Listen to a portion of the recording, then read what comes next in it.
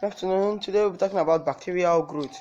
What is growth? Growth is growing of things. Actually, generally, they used to say that bacterial growth is different from human growth, but they are the same in two perspectives.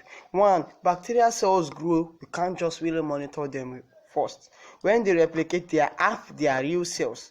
When they undergo binary division, they are half their real cells. Then they grow to their maximum surface to volume ratio. Once they reach their maximum surface to volume ratio, they would undergo another replication. That is cellular growth. At that point in time, the cell goes to its maximum stage and then replicate. However, the one that is more common and the one we really understand is the population growth of bacteria. The population growth of bacteria, just like population growth of human beings, when you give birth to children and you become plenty and plenty and plenty. So that is the same thing about the the population growth of human beings. And the population growth of bacteria is actually on an exponential phase, and it's always using a binary division format, meaning division 1 is going to be 2, the next one is going to be 4, the next one will be 4 in 2 places, which equals to 8, and the next one will be 8 in 2 places, which is going to 16. You get what I'm saying? In 2 places, so it is 2 times n. So the growth rate of bacteria is 2n. You get what I'm saying now? N, which n is the number of division, like the number of division to one thing, number of cells, number of individual cells dividing at that point in time, while the 2 is just a multiplication of 2 factor, so it equals to 2n. You get what I'm saying? Now, using that, according to calculations and the way bacteria population growth curve is 1. Since bacteria cannot be easily seen to the eye, the lag phase is the difference between that one cell and the time it takes to be visible and the time it takes to achieve maximum size. That is what the first lag phase is.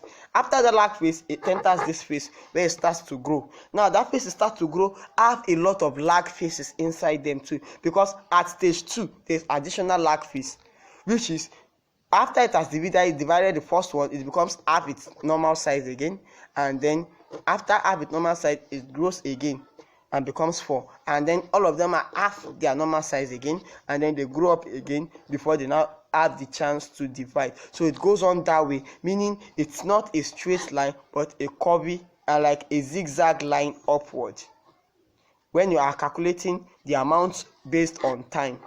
So by time, there's the lag phase, go up, lag phase, go up, lag phase, go up, like a staircase.